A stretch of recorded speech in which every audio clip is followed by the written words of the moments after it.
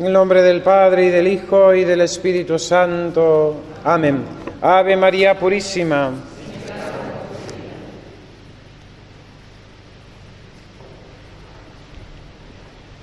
Primer sábado de este mes de agosto del año del Señor 2023. Y nuevamente acudimos ante la petición, la llamada de Nuestra Señora en la ciudad de Pontevedra en el año 1925, cuando ella, apareciéndose a Sor Lucía con su corazón cercado de espinas, acompañado del niño Jesús, le dice: «Hija mía, ten compasión del corazón de tu madre». Y la Virgen Santísima revela esa gran promesa de su inmaculado corazón a aquellos que practiquen con devoción filial la práctica de los 5 primeros sábados de mes. 5 primeros sábados de mes que nosotros encadenamos unos tras otros, pues tenemos tanto por quien ofrecerlo, tenemos tantos por quien ofrecerlo, de nuestras propias casas, de nuestras familias, de nuestros amigos, pero también en ese llamado de Nuestra Señora en Fátima, por tantos pobres pecadores que se condenan, que van al infierno, porque no hay nadie que rece por ellos. Meditamos en este primer sábado del mes de agosto esa letanía devota al corazón de María que dice así: Corazón de María, exultando en la resurrección de tu Hijo, ten misericordia, ruega por nosotros. ¿Qué sentimientos, qué afectos, qué sentiría el corazón de esta Madre Beatísima al contemplar al glorioso Cristo resucitado, triunfante de la muerte y del pecado, después de haberlo 3 días antes perdido en el Calvario y haberlo tenido rígido en sus brazos, muerto antes de sepultarlo? ¿Cuáles serían los sentimientos de esta Madre? Pero en primer lugar, aclaremos: ¿se apareció el resucitado a la Virgen o no se apareció? La fe de la Iglesia lo proclama. Toda la cincuentena pascual cantamos: Regina Celi letare, aleluya, Reina del cielo, alégrate, aleluya, porque el Señor, a quien mereciste llevar, ha resucitado según su palabra. Ruega al Señor por nosotros, porque verdaderamente ha resucitado el Señor. Aleluya. Simplemente esta antífona de la liturgia de la Iglesia nos dice que sí, que Jesucristo nuestro Señor se apareció a la Virgen Santísima. De ello dan testimonio numerosos monumentos de la liturgia, del arte plástico de nuestras procesiones, de nuestra imaginería y la piedad de los mismos santos. Pensemos, en primer lugar, qué razones, qué indicios tenemos para pensar que la Virgen Santísima recibió la visita de Jesús resucitado. Porque en los Evangelios no aparece, eso está claro, pero es que en los Evangelios no aparecen todas las apariciones del resucitado. El mismo San Pablo dará testimonio de una aparición del resucitado numerosísima, a más de 500 hermanos a la vez.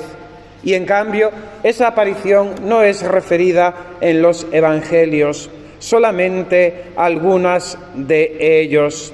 Además, se puede entender que los autores del Nuevo Testamento, de los Evangelios en particular, no quisieran poner esta aparición a la Virgen Santísima porque podría parecer una aparición interesada, que el Hijo se aparezca a la Madre.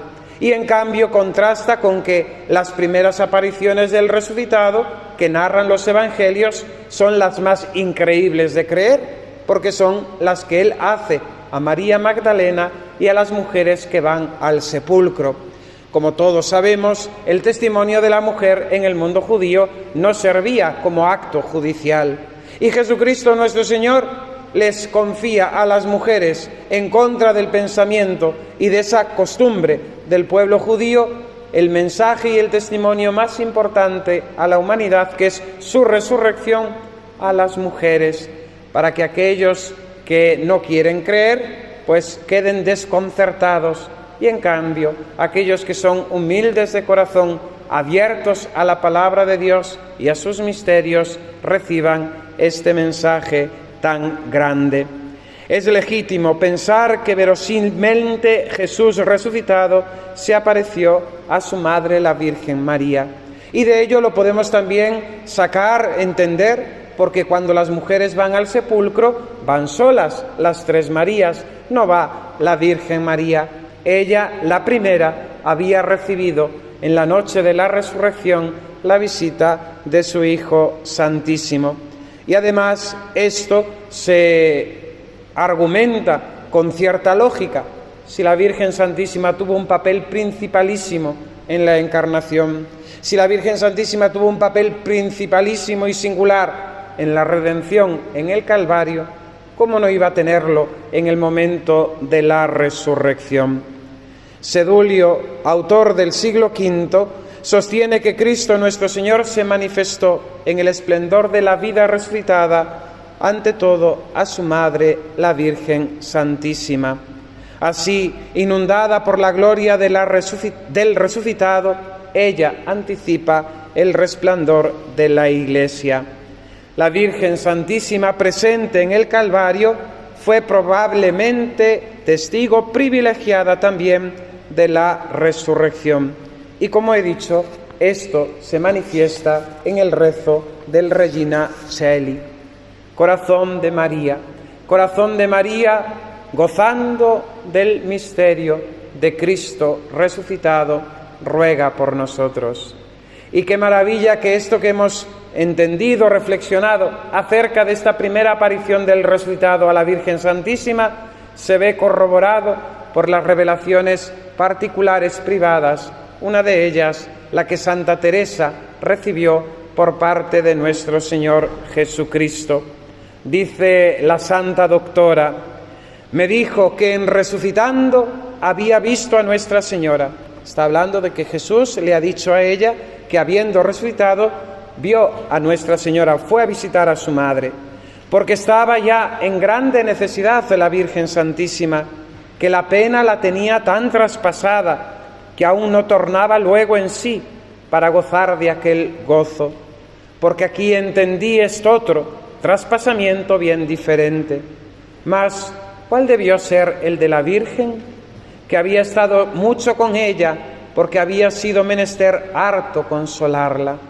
Dice Santa Teresa que el Señor le dio a entender que el Señor se apareció a su madre y que estuvo mucho con ella, porque era necesario consolarla mucho, porque había sufrido mucho también.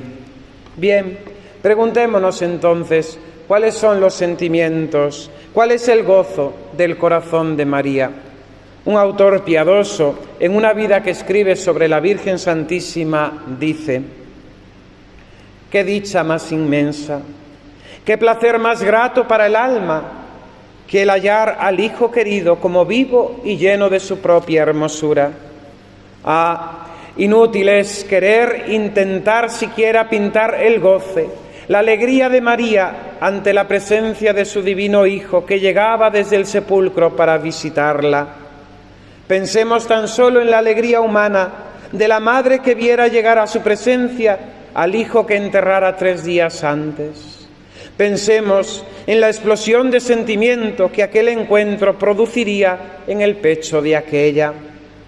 ¿Quién sería capaz de pintar, de escribir ni narrar con todo su calor, su fuego y sentimiento aquella escena en que a raudales brotaría del pecho de aquella madre la alegría, la dicha, las bendiciones, el cielo, que tal beneficio y felicidad la dispensaban? Pues si esta dicha, alegría y felicidad humana nos consideramos impotentes para pintarla y narrarla, ¿cómo nos atreveríamos a hacerlo con la dicha y la alegría de la Madre de Dios, de María pura e inmaculada y la de su divino Hijo? Sintámosla en el corazón, pero no intentemos con la palabra hacerla sentir, pues aquella es vana y hueca para narrar tanta grandeza, dicha y felicidad después de tantas angustias y sufrimientos. El estado en que puso a María el poder divino después de la resurrección del Redentor fue nuevo y más levantado que antes. Las obras fueron más ocultas, los favores proporcionados a su inminentísima santidad y la voluntad ocultísima del que los obraba. Entre los júbilos de que gozaba, no se olvidaba de la miseria y pobreza de los hijos de Eva y desterrados de la gloria. Antes, como Madre de Misericordia, recordando el estado de los mortales, hizo por todos oración fervorosísima. Pidió al Eterno Padre dilatase la nueva ley de gracia por todo el mundo, multiplicase los hijos de la Iglesia, la defendiese y amparase, y que el valor de la redención fuese eficaz para todos. Y aunque esta petición la regulaba en el efecto por los eternos decretos de la voluntad y sabiduría divina, pero en cuanto al afecto de la amantísima Madre, a todos se extendía cuanto al fruto de la redención, deseándoles vida eterna. Fuera de esta petición general, la hizo en particular por los apóstoles, y entre ellos señaladamente por San Juan y San Pedro, porque el uno tenía por hijo y el otro por cabeza de la Iglesia. Pidió asimismo por la Magdalena y las Marías. ¿Quién puede narrar los sentimientos, el gozo, la alegría del corazón inmaculado de María, gozando de la resurrección? Nuevamente se presenta ante nosotros el misterio, un misterio que hemos de contemplar, un misterio que hemos de intentar participar y que ella, Madre nuestra, nos comunique a nosotros.